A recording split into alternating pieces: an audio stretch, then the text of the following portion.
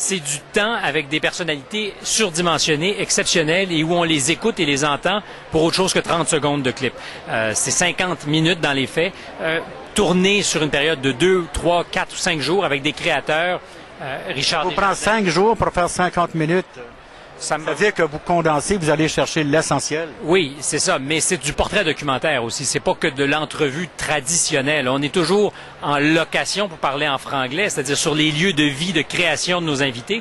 Avec Richard Desjardins, on est en Abitibi, c'est inévitable. On est à son chalet au lac Vaudry. Vous rencontrez l'animal dans son habitat naturel. C'est exactement la façon avec laquelle je décris ça des fois pour rire. On rentre dans l'habitat naturel. Moi aussi, je le disais entre guillemets, bien sûr. Bien entendu, mais c'est ça.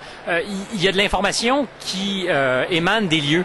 Il y a des zones de confort aussi qui sont différentes. Puis il y a pour moi le fait que le temps, 2, 3 jours, permet de s'apprivoiser, de se découvrir et d'ajouter autre chose à la rencontre. Vous avez dit tout à l'heure, lors de la présentation, que vous allez faire une entrevue une journée, le lendemain, le ton sera différent, le surlendemain, encore plus. C'est vrai, mais c'est pas systématique, mais c'est souvent vrai que ce que je fais la première journée place les éléments pour la deuxième, qu'il y a sur la durée des gains réels en termes de qualité de matériel qu'on va chercher. Mais c'est très difficile. L'invité est porté peut-être à se livrer plus. Oui, parce que je pense qu'il y a une intimité qui se fait entre l'intervieweur et l'interviewé. Parce que moi j'ai remarqué, quand on a un micro, les gens sont pas tout à fait les mêmes.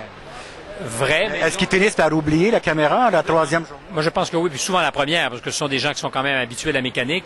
Puis quand on a du temps, quand on a passé 1 heure ou 2 heures, des fois, je sais que je perds pas mon temps, mais que cette première heure sera pas très utile, sinon qu'à créer une zone de confort, puis à casser les mécaniques des réponses habituelles. Et ensuite, on rentre quand on a épuisé toutes ces réponses habituelles. Quand on a brisé le système de défense, en quelque sorte. Mais briser le système de défense, ça serait un viol, puis je ne veux pas ça avec mes invités. C'est pas comme ça que ça se passe. Mais c'est une bonne description, effectivement.